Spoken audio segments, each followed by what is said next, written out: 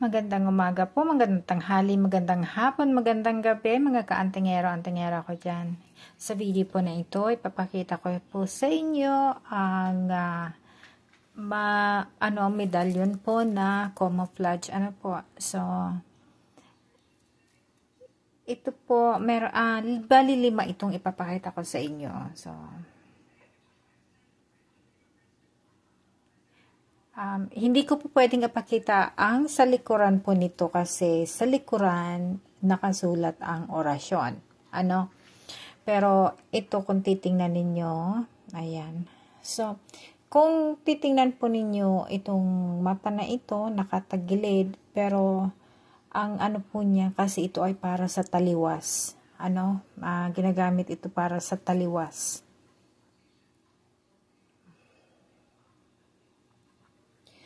At may mga po siya, may mga bato siya. At sa loob po niyan, sa ilalim, kasi siya, yung thick siya, Ayan, tingnan. So, sa loob po niyan, may, kasi tingnan niyo yan, makapal. May mga nasa loob din po yan na bato. At ngayon, ito po ay yung para sa taliwas. So, ito po yung pangalawa. At makikita ninyo, halata yung hugis ng mata.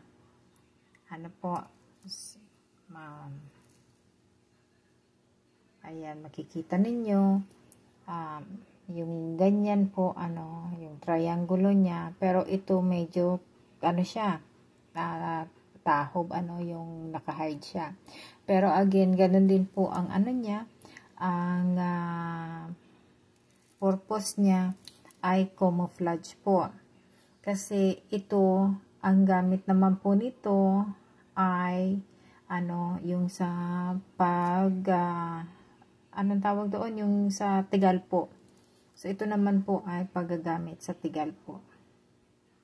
Again po, hindi ko pwedeng ipakita yung sa likuran niya kasi yung orasyon nakasulat po sa likuran. Ayan.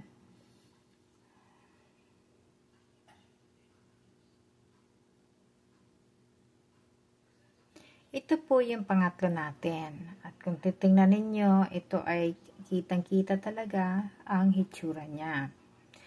Yung triangle niya, ng mata. Again po, kung makikita ninyo, ito ay may mga bato at may orasyon po. Itong orasyon po nito nasa kilikuran, pero itong sa ilalim ng bato na to, meron din po siyang ibang mga klaseng bato na kung titingnan ninyo ay natural lamang, pero ito ay gawa na po talaga na para sa gamit. Ngayon, ito ay hindi po pwedeng dalhin. So, ito ay mga pang lamang ng sa loob ng bahay o kaya doon sa halimbawa, kung dadalhin po ito, dapat ito ay nakahiwalay, dapat ito ay nasa habayan, yung nasa yung hips, nakatali sa hips. Ito po ay hindi pwedeng ilabas kung ito ay gagamitin na.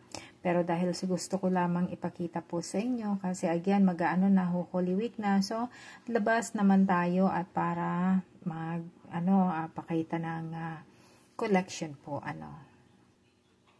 So, ito po yung pang-apat natin.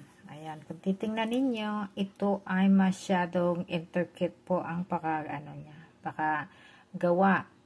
Kasi ito ay gamit sa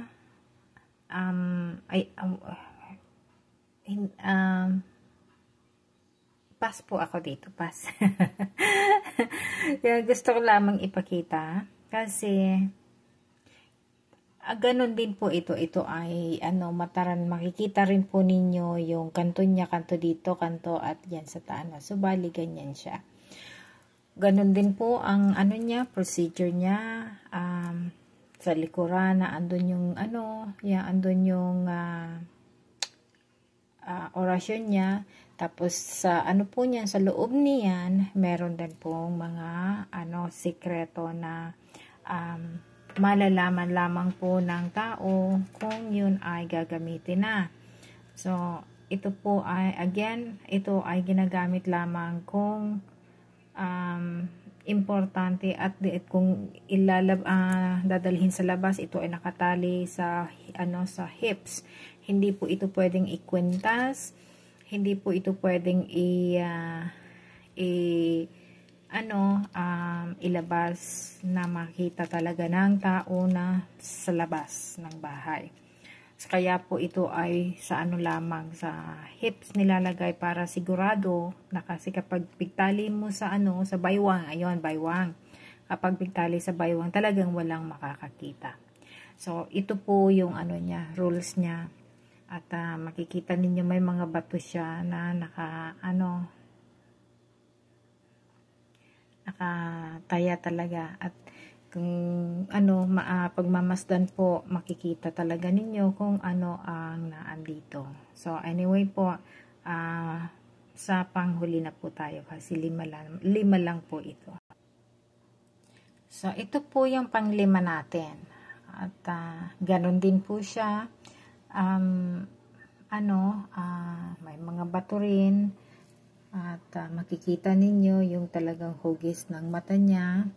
At sa loob po may mga siya. Ito po yung orasyon na sa loob. Sa likuran may orasyon. At ito po ang pinakang importante doon dito sa limang ito po ang pinakang importante. So dapat po ay magkakasama sila para maganda ang dating po ng ng swerte or pangontra or kung ano man po yung gagamitan nito. So ito po ay ganun din na sabi ko na Holy Week na, kaya nilalabas ko na naman at para makita nila ang araw. Ayan. So anyway po, God bless us all. Alin po ang sa tingin ninyo ang nagustuhan ninyo? So ito po silang 5. Ayan, dapat po ang isang set po dapat magkakasama sila. Kaya dito ko po siya nilalagay sa tray na ito, tapos ilalagay ko doon sa parang box na tinataguan nila. Ayan po.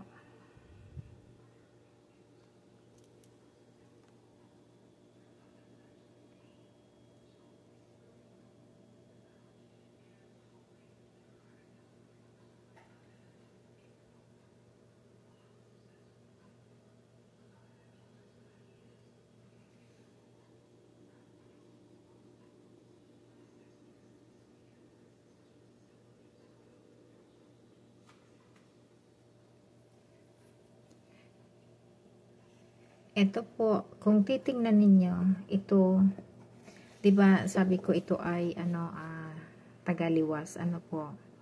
So ayan, kung titingnan ninyo, ayan, yung ahas na andyan. Nakatago siya, kaya ito ay yung panlinlang, po, 'di ba, karamihan na ginagamit ito ay panlinlang daw po ito.